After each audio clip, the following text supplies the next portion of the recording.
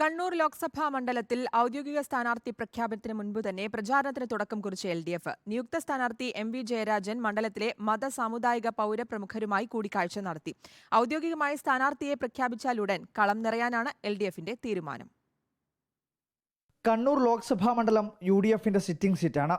KPCC അധ്യക്ഷൻ K. Sudhakaran MP ആയ കണ്ണൂർ തിരിച്ചുപിടിക്കാൻ ഇടതു കേന്ദ്രങ്ങളിൽ തന്ത്രങ്ങൾ ഒരുങ്ങുകയാണ്. ഔദ്യോഗിക സ്ഥാനാർത്ഥി പ്രഖ്യാപനത്തിന് മുമ്പ് തന്നെ പ്രചരണം ആരംഭിച്ചിരിക്കുകയാണ് LDF സ്ഥാനാർത്ഥി MV ജയരാജൻ. മണ്ഡലത്തിലെ സാമുദായിക സാംസ്കാരിക പ്രമുഖരെ സന്ദർശിച്ച് പിന്തുണ തേടുകയാണ്. വിവിധ ആരാധനാ കേന്ദ്രങ്ങളിലും സാംസ്കാരിക സ്ഥാപനങ്ങളിലും ഇടതു സ്ഥാനാർത്ഥി എത്തിക്കഴിഞ്ഞു. സ്ഥാനാർത്ഥിയുടെ പേര് മാത്രം എഴുതാൻ ബാക്കി വെച്ച ചുമരെഴുത്തുകളും മണ്ഡലത്തിൽ നിറഞ്ഞു. പ്രഖ്യാപനം വന്നാലുടൻ തന്നെ കളം നിറയുകയാണ് LDF തന്ത്രം. കുടുംബയോഗങ്ങളിൽ പ്രസംഗിക്കേണ്ടവർക്കുള്ള പഠന ക്ലാസുകളും നിയോജക മണ്ഡലം കമ്മിറ്റി യോഗങ്ങളും LDF പൂർത്തിയാക്കി.